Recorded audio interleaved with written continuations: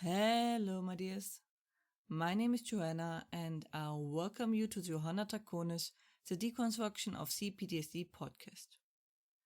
In this episode, we will talk about injustice. A very good reason to be angry or sad. That anger is most likely the fuel that lets you keep fighting back. And the sadness is likely what makes you despair. You might feel primarily one of these two sides, or you switch between those two states back and forth. Either way, it is something we all have to deal with. So let us give it a voice and talk about it. It is sadly often our reality that we, people who suffered a trauma, get the short end of the stick. Rarely our stories end in glorious victory, and most of the time we get barely away with nothing but our bare skin. It is just not fair. The victim gets the punishment and the tormentor gets away scot-free. It is like a parallel reality. For those of you who got PTSD from what they did, we talk about guilt another time. Despite you maybe having caused harm, you can still be a victim and suffer injustice. Those categories can perfectly coexist, despite what many think. No one deserves to suffer needlessly. A bit of suffering belongs to life. We learn this way, we appreciate things this way, and we are shaped by it. Life itself provides enough suffering, no need to add to it or try to challenge life if it can't do more. As many of you most likely already learned. With that cheerful thought out of the way, let us first talk about what is unjust and where does the anger come from. Let us start with the question, what is unjust? Well, basically the universe. Life itself is inherently unjust. It just isn't fair. The only form of justice that exists is the one we created. Yes, we are the pillar of justice, as hard it is to believe.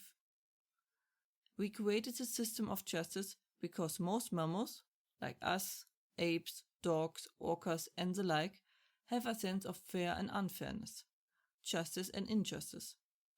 Outside of the system we create, there is no justice. The notion of getting what you deserve is an invention of the mammals. Maybe that is the reason why we fear injustice so much, because we know there's an all too real chance we won't get any justice. That what was done to us will go unnoticed. Because that is the definition of unjust. Somebody not getting what they deserve. But who decides who deserves what? Who deserves what punishment? That will always be a debate we will be having. There will never be a perfect answer, but only by keeping debating it, we get closest to perfect.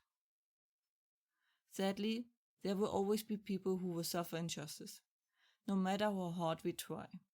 But through constantly improving the system, we can keep the number to a minimum. Still, that is where the anger and sadness comes from. The pain that you won't be getting what you deserve, nor your tormentor. And there is nothing you can do about it.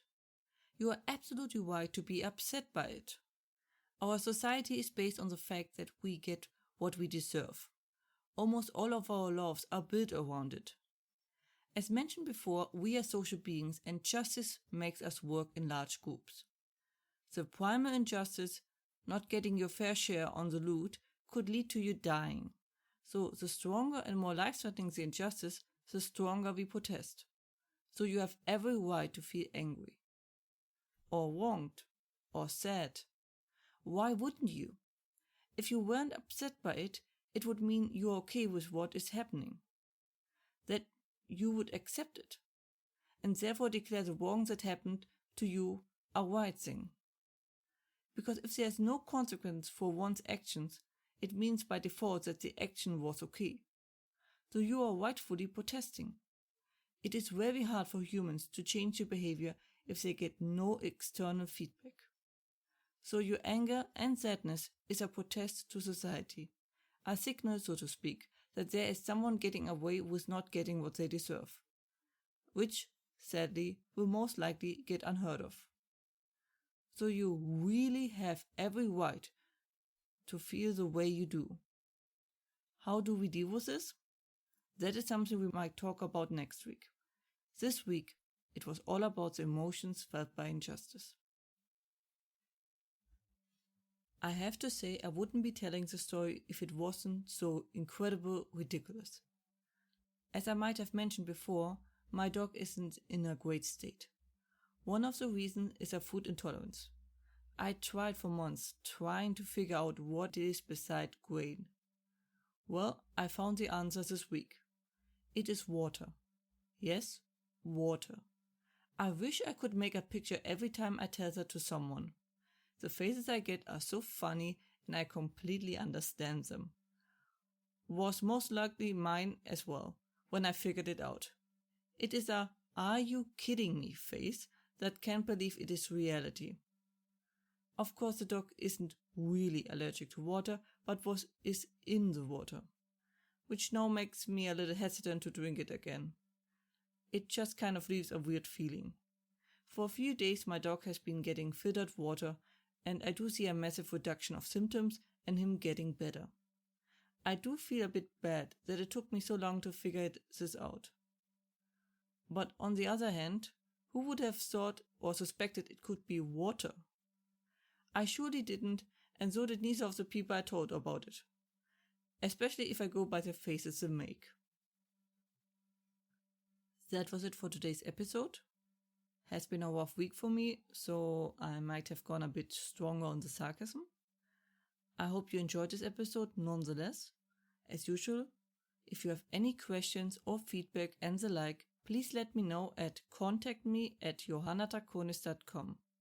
More information and transcripts you can find as usually under johannatakonis.com/podcast, and links are in the description. I hope to see you next time. Watch yourselves and have a wonderful time.